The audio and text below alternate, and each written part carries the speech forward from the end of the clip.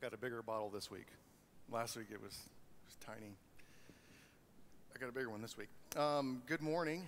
It's good to be with you today, and welcome. I'm really glad that you're here, and I just want to say thank you first for taking time on your Sunday to join us to give up your chance to sleep in or whatever it might have been. So I'm really glad that you're here. And I hope that you are too. I hope you've been encouraged and blessed by the songs so far this morning, that you've already been challenged. Just even if you didn't know the song as well, even just in reading the words and seeing the truth in those words, that they really challenge you and push you a little bit outside of yourself. And I'm so glad that you are here, because I know that God's desire is to change us and to challenge us and to move us. And I'm hoping and praying that happens for you this morning. I truly believe that if we really listen to what God is telling us, that we will leave different through those doors than when we came in. And that's my prayer for each of us this morning, is that'll be true. And if you're our guest this morning, if you're visiting us this morning, I would just encourage you to just enjoy what you're seeing and hearing, and really engage yourself in your mind. Everybody, if you would use the communication card that Pastor Jerry already mentioned, it's in the seat in front of you or in the worship guide. If you would use that and just let us understand where you're at, right? What you're thinking, what your concern is, what your question is, your prayer request, whatever it might be, what's on your heart. On the back of that card, it says comment. You can put whatever you want back there. It doesn't have to be just a comment. But if you would do that, and then whatever information on the front you're willing to share with us, just so that we can connect with you and get a hold of you and interact with you. When we receive the morning's offering, it's going to be towards the end of the service. We'll pass a basket by. If you put the card in that basket, that's really all we're going to ask of you if you're our guest. We just want to connect with you and understand why are you here? What is God doing in your heart? Where are you hoping to go? And we want to be a partner with you in that. And so please utilize that. And I hope you do. So we're towards the end now of the letter of 1 Peter in a series that we've called Sojourner. And if you're just kind of jumping in or you're in and out, that's okay. The different portions of Peter, they kind of stand alone, and so I think you'll find it pretty easy to track with us where we're at and with what's going on here. But we've been kind of following Peter as he's been talking to his readers about how do you live in a world that doesn't share your beliefs. It doesn't share your values as a Christian. And at times it appears as though the world is hostile, opposed, and not supportive of those things, of the lifestyle that comes out of believing what Christians believe, what the Bible teaches is truth. And how do you live in a world like that? And he's been kind of walking us along through this guide to how to live in a culture like that. And it's been a while since we started this series. I want to say it was a few months before Christmas that we actually started this. And so what we're going to read this morning is we're going to need a little bit of context really before we get into it. But we're going to be in 1 Peter chapter 4, verses 12 to 19. If you grab one of the tan Bibles in the back, it's on page 1570. In one of those Bibles, page 1570. But we're going to be reading 1 Peter chapter 4, verses 12 to 19. In fact, I want to read those right now before we really jump into the context and what they're saying to us this morning. 1 Peter chapter 4, verses 12 to 19. It's page 1570 on the Bibles that we have in the back. Or if you're using the Bible app on your phone, the YouVersion, there we have all the notes in there. If you just search under events, Bethel, Erie, one word, you'll find it all there too. If you're using your phone and the app on your phone there. But 1 Peter chapter 4, verses 12 to 19 says this: Dear friends, do not be surprised at the fiery ordeal that has come on you to test you, as though something strange were happening to you. But rejoice inasmuch as you participate in the sufferings of Christ, so that you may be overjoyed when his glory is revealed. If you're insulted because of the name of Christ, you're blessed, for the Spirit of glory and of God rests on you. If you suffer, it should not be as a murderer or a thief or any other kind of criminal, even as a meddler. However, if you suffer as a Christian, do not be ashamed, but praise God that you bear that name. For it is time for judgment to begin with God's household. If it begins with us, what will be the outcome for those who do not obey the gospel of God? And if it is hard for the righteous to be saved, what will become of the ungodly and the sinner? So then, those who suffer according to God's will should commit themselves to their faithful Creator and continue to do good. Let me pray with you quick. God, I just ask that you would help us to see ourselves in these verses and to be challenged by these verses and to really be able to hear you and what you're pushing us towards through your word. And I pray that each of us, as we leave this morning, that we would be a little bit closer in our understanding of who you are, our understanding of who we are, and really where we need to change. God, help us not leave this room without changing even just a little bit. And use these words to do that. And I pray this in your name, amen. So I want to, like I said, I want to start with some context for these verses. So this is 1 Peter.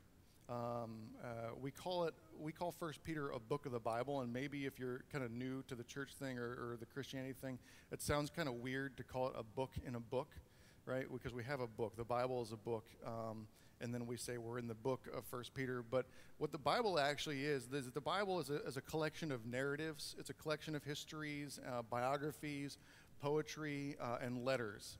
And 1 Peter is a letter. It's one of those letters, and it's written by one of Jesus's original disciples, Peter. It's his name on the letter. And he wrote this letter to Christians in modern-day Turkey. Back then they called it Asia Minor. But he wrote this letter about 30 years after Jesus died and then ascended. And so Jesus has been gone for about 30 years when Peter writes this letter to Christians in modern-day Turkey. It's not written, sometimes you see in the letters, like they've got goofy names like Galatians and Philippians and Ephesians, and those are the names of actual churches. This one isn't written to a specific church, but it's written to Christians in general, spread throughout the population of what we today call Turkey. Most of them that he is writing to are converts out of the Roman religion of pantheism, where they at least believe that there is a God basically in everything, or many gods to be worshipped. Though some of the people he's writing to are former Jews, the majority of them are Roman pagan converts. They live in the Roman Empire. And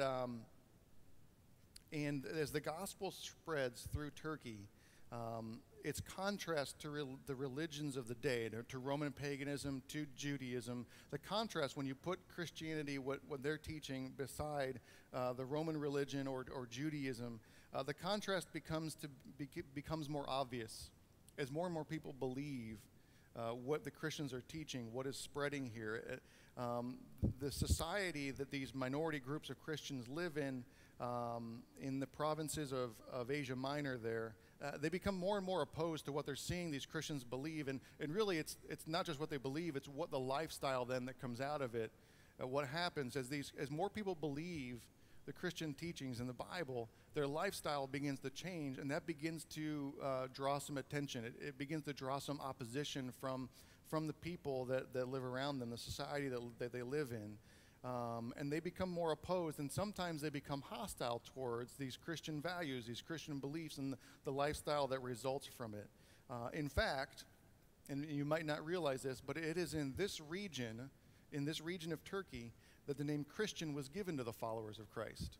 It's in this region that the name Christian is given to the followers of Christ, because the followers of Christ back then, and you may know this, you may not, they called themselves the Way. They called themselves the Way, or they just called themselves believers or disciples. They didn't call themselves Christians back then. That name was given to them. And their culture called them Christians, and Christians was not a compliment back then.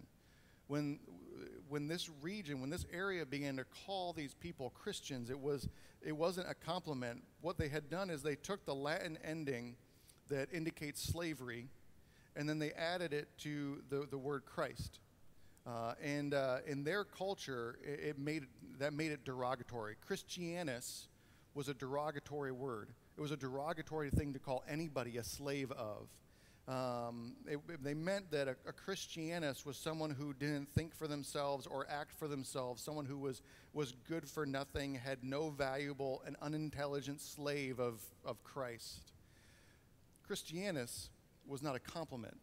Christianus was an insult. And for a proud Roman citizen, that's a tough pill to swallow, to go from being a Roman citizen with all the privileges and having people call you this unintelligent slave. That's who you are now. You're not thinking for yourself. You're just you're an idiot. You've gone towards ignorance. Their society didn't think highly or look favorably on the beliefs of Christians. In fact, when the early church's first two missionaries came through Turkey and they spread the gospel to the people that Peter is writing to, those two missionaries, their names were Paul and Barnabas, they were kicked out of the one city, Antioch. They were threatened with stoning in the next city, Iconium, and Paul was actually stoned in the third city, Lystra. You read it here in Acts chapter 14, verses 19 and 20. Some Jews came from Antioch and Iconium. So these were the first two cities. They kicked them out of one, threatened them with stoning. And so they followed these guys, these missionaries, and won the crowd over. They stoned Paul and dragged him outside the city and left him. They thought he was dead. They stoned him until they thought he was dead. But after the disciples had gathered around him, he got up and went back into the city. And the next day, he and Barnabas left for Derbe. They went to another city. This is the region that Peter's writing to. These are the people that Peter is writing to, who the very missionaries that were there were actually stoned in this region. And they give them the name Christian. Becoming a disciple of Jesus for these people in this region meant at the very least a loss of reputation. You're just a Christianus. You're not thinking for yourself. You're just a slave to idiocy now. And possibly even physical pain. And this must have been hard for them to deal with. The believers in Turkey, as they realize the truth of what's being taught, it must have been hard for them to deal with. They were Roman citizens, which means they had a good life. They had a good life before they became a Christian. They had a secure life. They were full citizens of the world's largest empire. And in the first time that they heard someone yell Christianus at them, it must have been a shock. What did you just say to me? What do you mean, slave? I'm a citizen. It must have been a shock to them. The first time that their shop lost business and income was down, it must have been surprising for them. What's going on? The first time their opinion in the agora, which is the public square where every citizen could participate in debate, the first time their opinion was shouted down because they're a dumb Christian, it had to have hurt. You used to listen to me. What do you mean? What do you mean, Christianus? You used to listen to me. Well, we don't want to listen to you anymore because you've lost your intelligence. You're just a slave now. It had to have hurt. And then the lawsuits maybe started, right? Their culture was biased against these Christian weirdos. And after all, they don't join us in our reckless and our wild living. They don't join us in the way they're strange. They don't live the way that we live. And they're too good for the way we live now. They're too good for our culture now. And maybe the false accusations started, which Paul, their founding missionary, he warned them before he left this region. He warned them, look, savage wolves are going to come in among you. It's going to hurt. It's going to hurt.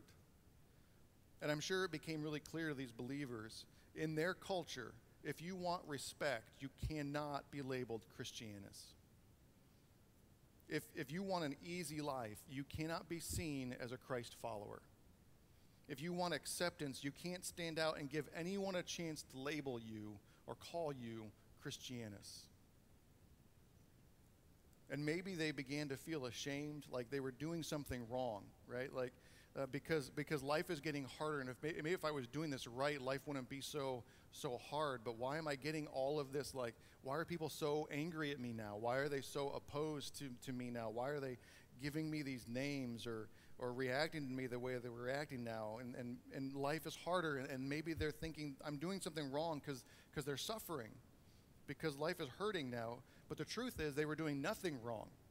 They weren't doing anything wrong, and that's why Peter says, and I want to read verses 15 and 16 to you. This is why Peter says this in verse 15 and 16 of 1 Peter 4. He says, if you suffer, it should not be as a murderer or a thief or any other kind of criminal or even a meddler. However, if you suffer as a Christian, do not be ashamed, but praise God that you bear that name. And so maybe they're thinking, man, I got to be doing something wrong. Like, I don't understand why they're reacting to me like this. And that's why Peter says this, and this is my paraphrase of verses 15 and 16. Look, you're definitely doing something wrong if you suffer because you're a murderer. You're doing something wrong. Or you're doing something wrong if you suffer because you're a thief. Like, if people don't trust you or do business with you because you're a cheat or a criminal, that's on you. You're doing something wrong. In fact, it's your fault if people don't like you or trust you because you're a meddler, because you have to be in everybody's business. You have to give everybody advice. You're just being an irritating person. That's on you if you suffer. You're doing something wrong. If the people around you hate you because you're a meddler, you're doing something wrong. But in your case, you are suffering because you bear the label Christian, because you are living according to God's will in your society. So praise God, because you're doing something right. You're not doing something wrong. Because, and here's the truth. Here's the truth that we're all going to have to confront at one point in our lives if we're following Christ. The truth is that suffering is the companion of every Christian. Suffering is the companion of every Christian. If you are suffering, you're not doing anything wrong. If it hurts to be a Christian in this world, you're not doing something wrong. You'd be doing something wrong if you were suffering for these things, if for being a meddler or a thief, if people didn't trust you because you're a liar. Yes, you'd be doing something wrong. But if you're a Christian, you're going to suffer, because suffering is the companion of every Christian. Look at verse 12. Peter says, dear friends, do not be surprised at the fiery ordeal that has come on you to test you as though something strange was happening to you. Peter says, don't be surprised by suffering. You shouldn't be surprised by suffering. I like that phrase a lot, the way that he says it, do not be surprised, because the literal translation of it, if we were to translate it literally, would be, don't view suffering as an undesired companion. Meaning, don't walk down the road and then turn and be shocked that somebody's walking right there beside you. Don't view suffering as an undesired companion. I don't want you with me. Don't be surprised. It's not an undesired companion. Don't fight against it. See suffering as your companion in life along the way. And see, because God uses and intends suffering to be the companion of every Christian. And this is really hard to hear. This is really hard to hear, because nobody wants to suffer. Nobody wants to have hurts in life. But suffering is going to be the companion of every Christian, and God uses it in our lives. God uses it in our lives, and I want to show you how. And so the first way that God uses suffering, the companion of suffering in our life, where you have hurts and you have frustrations and trials and whatever they might be, the first way that God uses suffering is he uses it to strengthen our faith. God uses suffering. He uses situations in life to strengthen our faith. Peter calls these sufferings in verse 12, he calls them fiery ordeals, right? He calls them a fiery ordeal that has come on you to test you.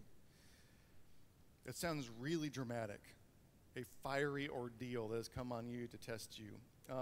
It's not as dramatic as it looks, but it still is significant. Really, that what he's saying there when he says fiery ordeal, he's actually talking about the process that melts metal down and removes impurities. You would call it refining. Or this word sounds actually even more dramatic, crucible. Right? A crucible is where you put the metal in and you melt it down, and then you take the impurities out of it. That sounds really dramatic, but he's really just talking about refining, or this refining process. He actually said the same thing in the very beginning of his letter in chapter 1, verses 6 and 7, when he said that our suffering grief in all kinds of trials refines our faith. It refines our faith. It makes it stronger. This is how they make steel out of iron. They have to refine it, right? They have to refine the iron, but the product from iron that becomes steel is much stronger. It's why our buildings go above 7 floors, because the product of refining is much stronger. The ordeals in our life, our sufferings, whatever it might be, those are training moments. They're training moments to strengthen the genuineness of our faith. And really our sufferings really is any outward situation that causes us inner distress. It could be a relationship, could be the loss of someone or something.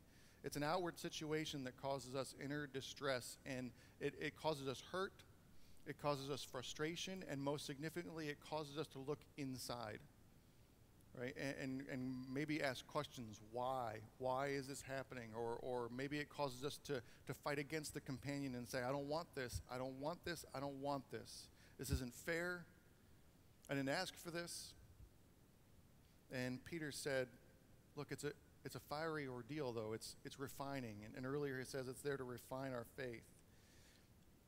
I've said this before, I know it seems a little bit strange when you look at me, but I used to really enjoy working out. And if you've ever worked out, or maybe you've made that resolution, you're like, I'm going to go to the gym and start to get in shape, right? And so you go and whatever it might be to your level, whether you're jogging or walking or rowing or doing that weird thing where your feet kind of ski back and forth. My knees don't work right, so what is it? Is that the elliptical machine? You feel really goofy. I can only do one foot on it because my knees so I look like a chicken trying to walk on it. So I usually do the treadmill I used to do the treadmill or the rowing machine or something like that. But if you've ever done that, right, if you ever started, it hurts bad when you're done, right? And you have that moment probably where you're thinking, yeah, never mind. I don't want to do this, right? You get done and you're sore and you're like, I didn't realize I used this muscle when I'm doing that, right? And you think to yourself, I don't think this is worth it, right? This hurts. When I was in college, we didn't have a lot to do, so we went to the weight room a lot. And when you're lifting weights, when you get done, there are times when you can't use the muscle you were just working on, right? It just feels dead. I remember there was one time I had to go to the store and get a gallon of milk, there's no way I bought milk in college. I had to pick up a gallon of something, and I couldn't do it. Like, I had just been working out biceps, and I could not pick up this gallon of milk. I was like right here, like shaking, trying to put it on a shelf. There was one time that we weren't doing anything else, so we were working out. I couldn't sleep. I couldn't get into the top bunk of my bed because my muscles were so tired and so sore, so I just slept on the couch. I actually couldn't, which sounds awful, right? But I actually couldn't get it into bed. But if you've done that, right? Whether you've been working out to try to be a little bit more fit, or you've been, lifting weights, or learning to play guitar hurts at the beginning. Your fingers hurt at the beginning. Or I'm sure, not from experience, but I'm guessing that as you learn to knit or crochet, your fingers hurt at the beginning, right? It's things that you're not used to doing, and that doesn't feel good, right? But you know one thing about that pain. It's working. When you ache because you're working out, something is getting stronger. When your fingers ache playing guitar, something is getting stronger. You know the reason that you can keep going is actually the ache is a companion. It's a friend, and it tells you this is actually working, right? This is actually working. If it wasn't aching, if you weren't tired, then you would be worried because it might not be working. And it's those moments of ache in life, our suffering, that strengthens us. It refines our faith. It makes it stronger. It makes it better. The author of Hebrews says that faith is when I trust God even though I can't see anything but the suffering in front of me. That's faith. When I trust that God knows what he's doing, even though the only thing I can see is pain, is hurt, is frustration. That's faith. When I can only see the trial in front of me, but I trust God even though I can't see him. In our moments of grief or hurt, there is an opportunity there to train and strengthen my faith. Am I going to trust God's goodness even though it doesn't feel good right now? Am I going to believe his promises and his faithfulness, even though it seems like I'm getting nothing but grief right now? James, the brother of Jesus, knows a little bit about suffering and grief. He watched his brother get crucified, right? And he writes this after that. In James chapter 1, verses 2 to 4, he says, "Consider it pure joy, my brothers and sisters, whenever you face trials of many kind, because you know that the testing of your faith produces perseverance, and let perseverance finish its work, so that you may be mature and complete, not lacking anything. That suffering makes you stronger. It grows your faith. It strengthens your faith. It serves the purpose of maturing us. It transforms us. It makes our faith of better quality.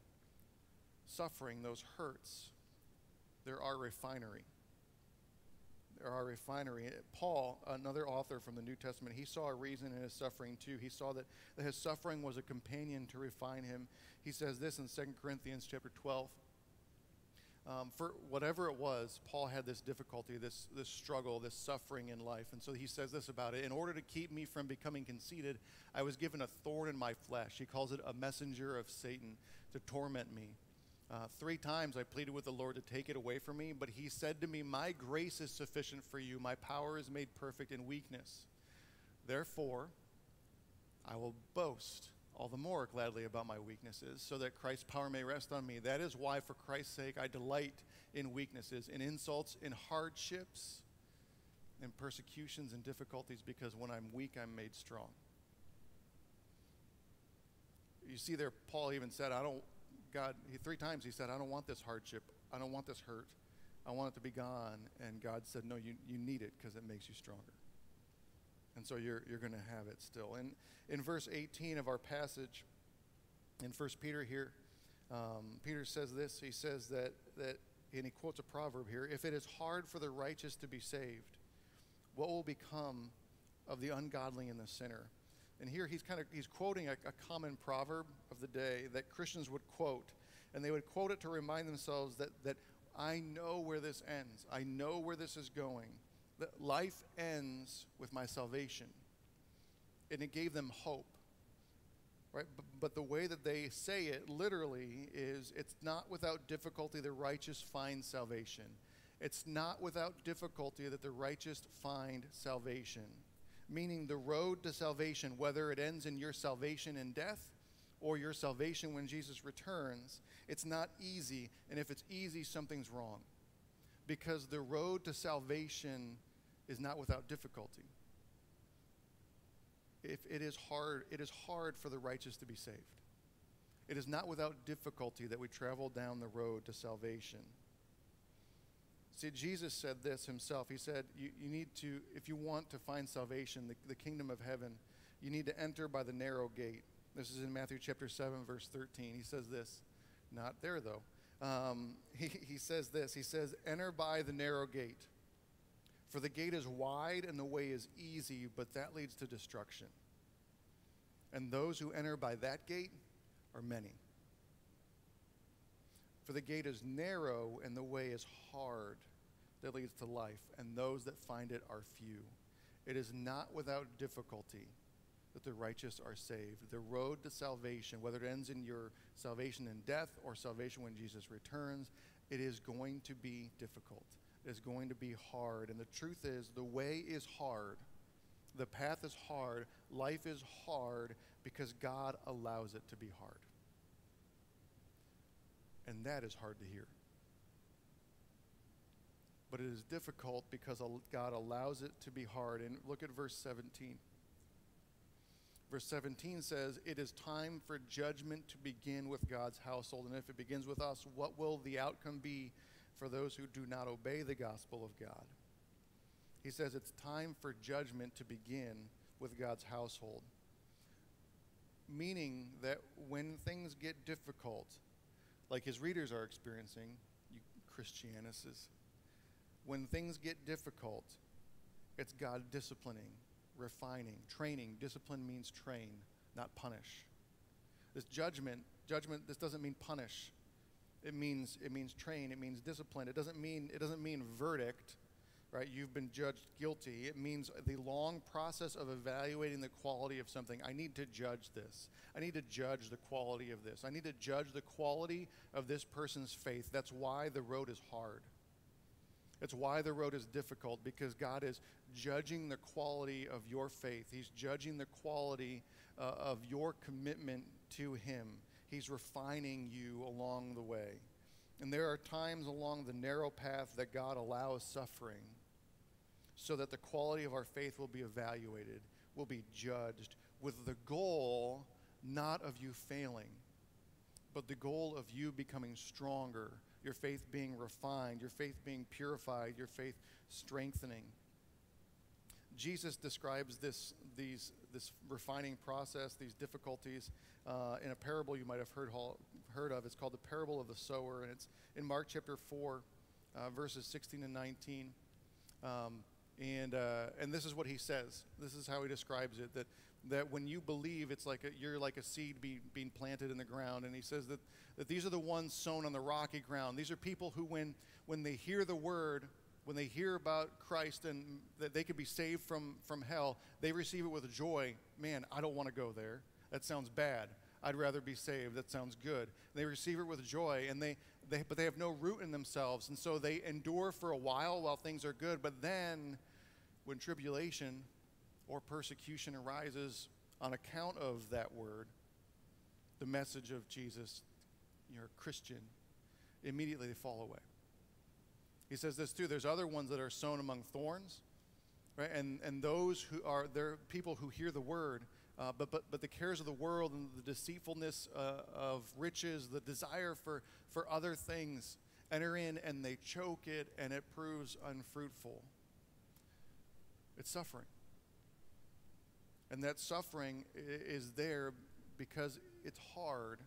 It is not without difficulty that we find salvation, that we move along the path to salvation. And what Peter is saying here in our text is that those troubles that Jesus was talking about, those maybe they're persecutions or those difficulties, but they're also the worries of life, right? Those circumstances that cause us grief, they serve a purpose. And that purpose is to test our faith, to refine our faith. Suffering is our personal trainer and is our companion along the path to salvation. God uses suffering to refine us, to strengthen us, to judge the quality of our faith. The other way that God uses suffering as our companion is that He uses it to help us keep our hope on heaven. God uses suffering to help us keep our hope on heaven. It helps us keep one foot out the door. I don't know if any of you have ever gone tent camping, but there's one, in my opinion, there is at least one redemptive quality of tent camping, and that is it makes you love your bed. When you go tent camping, right? At least if you're like me, when you go, like, it's super fun, right? We're making the fire, we're roasting marshmallows, we're doing all this fun stuff, and then you have to go to bed, and then you're like, oh, why am I doing this? Right? Either if you don't have the air mattress and you're just laying on the ground in this tent for about 2.5 hours before you kind of fall asleep, you're laying there thinking, what is wrong with me? This isn't comfortable. This isn't fun. This isn't right. And you're hearing all these sounds outside, and you're thinking there's a bear in your tent. There was one time I went with a youth group I was interning with, and we were like, this is going to be so much fun. We're gonna take this weekend, and we're gonna go camp. We're gonna canoe across a lake, and we're gonna camp at this remote campsite, and right, we're gonna have a lot of fun. We'll make it like a little Survivor kind of a trip and stuff, which it was relatively fun. But all night long, I slept awful, and I couldn't figure out what was wrong. But it felt like I was sleeping on this like massive tree root. We picked up the tent, and there was a broken bottle of glass under where I was sleeping. And you know what I thought? I just want to go home and sleep. I want to sleep in my own bed. Right? And maybe you've had that situation where, it maybe not tent camping, but when there's something about your bed, right? Maybe it's because it has the perfect, imprint of your body in it. You can only sleep in it one way, but that way is really good, right?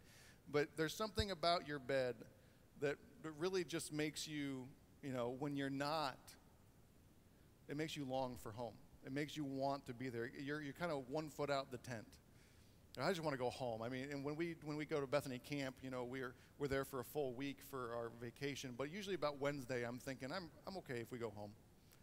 Right? I want to, because I don't sleep great, and we smell like smoke all the time, and I'm thinking I'm okay if we want to go home.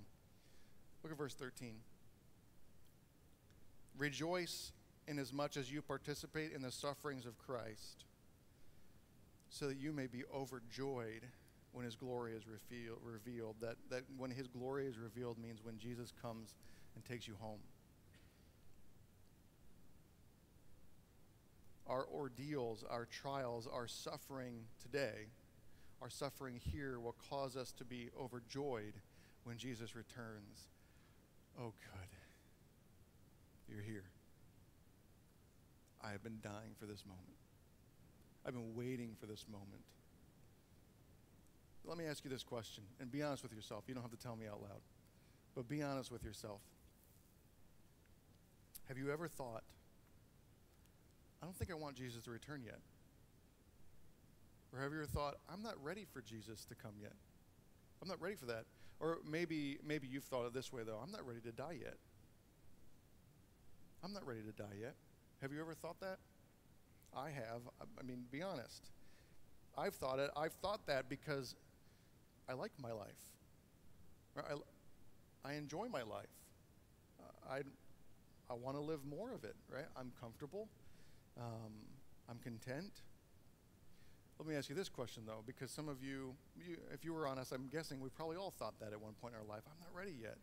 But there may have moments for some of you where you have thought, I'd be okay with it. I'd be okay if he came now. Or I'd be okay. I mean, if I died today, I'd be okay. When are you most likely to think that? That I'm ready for Jesus to come, or I'm ready to go? The answer is when you're suffering. When you're suffering, when we're uncomfortable, when we're hurting, when we're sick. Suffering has a way of helping us keep one foot out the door. I'd be okay if I go now. Suffering helps us hope for heaven.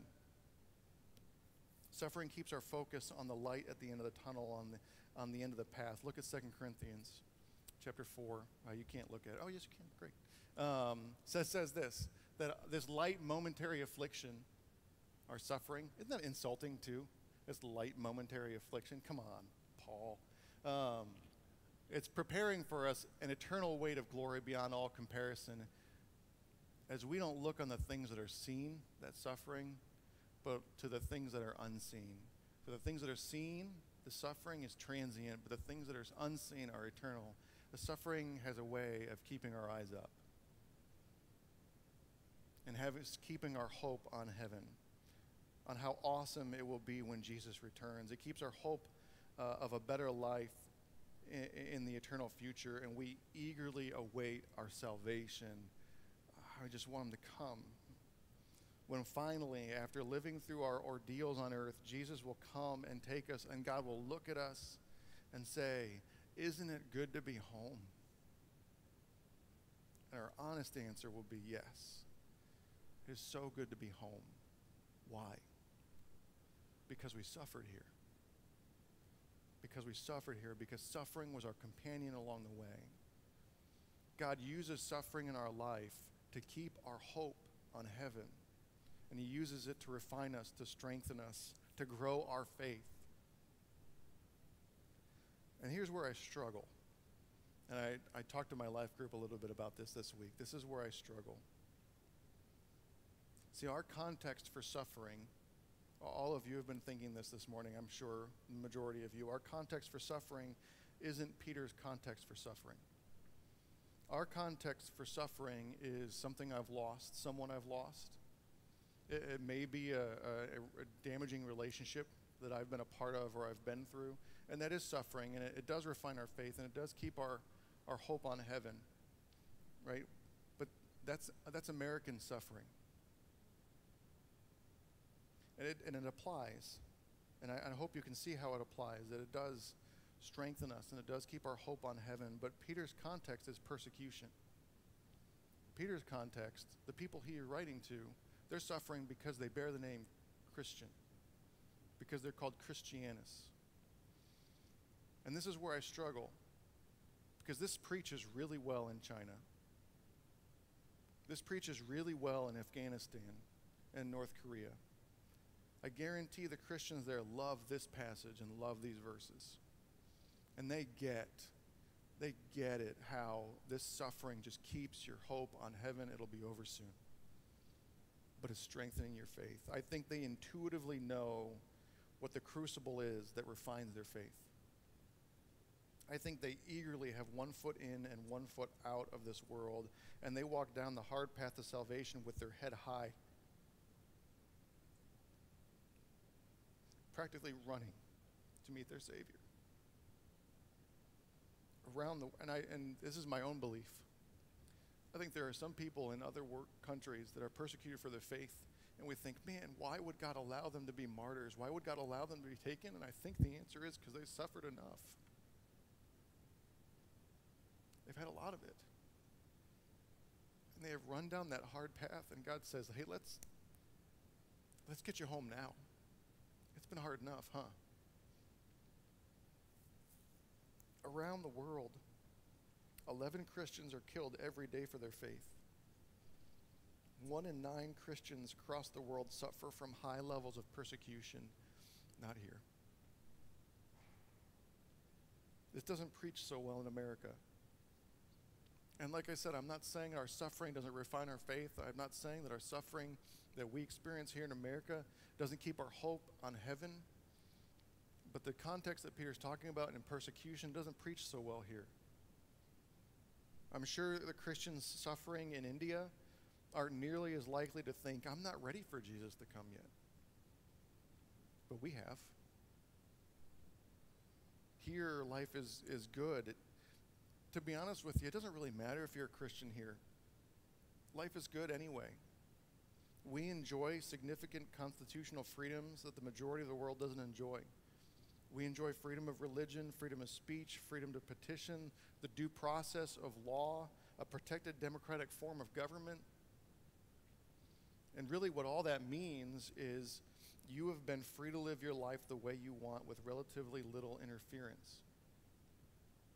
You have a nice house, you have a good career path, you have a healthy family, you have a good retirement fund, you have a nice car, you have a pantry full of food, you have a higher education diploma, you have a primary care doctor and a cabinet full of medicine, you have a bunch of Bibles you don't even use, you live in safety protected by just laws and just law enforcement, you have a comfortable church facility that we can go to every single week. And aside from some embarrassment on social media or a frustrating article written about Christians, we've got a pretty good deal here in America. And sometimes we look at that and we think, man, I really am blessed to live in America because of that. And I think to myself, maybe not. Maybe not. Because we don't know suffering. And what I know about suffering is that God uses it to refine our faith. And God uses it to keep our hope on heaven. But I've thought before, I'm not ready for him to come yet. So maybe we aren't so blessed. Maybe we aren't so fortunate.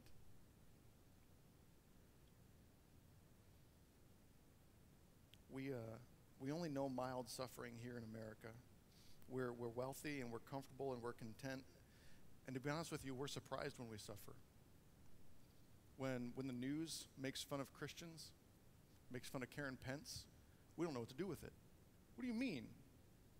What do you mean she's a bigot because she's going to this she's teaching at this school? We don't know what to do with that. We're hurt. we're shocked. It's what you said. What about Christians? We're surprised when we suffer. We think it's strange or unusual or unfair when we suffer. We don't know what to do when we suffer. It seems unjust. And when I say suffer, I mean suffer persecution in this context. We don't know what to do with that because we've had a good life in America. It seems out of place in our comfortable, content life, and I struggle with that. And I worry for American Christians because we don't know suffering. And we tend to not long for heaven because, like the rich man that came to Jesus, we're holding on too tightly to what we have that we can't reach for what God is offering us down the road. It's too hard. And I worry for American Christians. know this. Persecution is coming. Matthew 24, when Jesus talks about what is coming in the end, he says, you are going to be persecuted, you are going to be killed, you are going to be hurt. It's not going to be easy for you. I worry that it is because we become too accustomed to our American suffering. This is what I know that Peter's saying, though. This is what I know Peter's saying, and not just Peter, but what the Bible as a whole teaches. Suffering is the companion of every Christian, and God uses suffering to build our faith and to keep us wanting home, to keep us focusing on our coming salvation, even the mild suffering in America. So when you suffer, when there is a difficulty in life, if it's not suffering as a Christian, but just suffering, it's a grief, it's hard, it's not fair, it hurts, it's difficult. When you suffer, remember God is using that and can use it to strengthen your faith and keep your hope on heaven. When you suffer, think that's now, but it's not forever. Salvation is coming. As American Christians, when suffering does come, whatever portion God allows us to have, even the mild form of it that we deal with here, don't fight against it. Don't kick back on it and shake your fist at God as though something unfair is happening or that you don't deserve it or it's too much. Suffering is your companion. Suffering is your companion, and there, in many ways, the Christians around the world are more blessed, Jesus says it, to be persecuted and suffer. And so when we get a little taste of it here in America, don't push back on it. Don't kick at it and say, I don't want it. This isn't fair. See it as an opportunity to have your faith strengthened and your hope set on heaven so that you have one foot out the door and you remember the best is yet to come. It is your companion. So when suffering does come, look at verse 19. So then those who suffer according to God's will, whatever God has allowed them, whatever portion God allows them, whatever he desires to let into their life, those who suffer should commit themselves to their faithful Creator and continue to do good. When suffering comes, because it is your companion, to build your faith and keep us wanting home, whatever the suffering is that God allows in your life, commit yourself, that is your soul, to your faithful Creator, the designer, the architect, the one who designed the course to salvation. Commit your soul to his crucible and stay the course. Trust him. Trust God because he's faithful. Suffering, as hard as it is our companion if we're Christians, because it strengthens our faith as we trust God, and it keeps our hope on heaven because we trust God. Let's pray. God, I don't know what you have planned for us today. And I don't know what suffering is represented in this room. But I know one thing. You cannot wait for us to be home.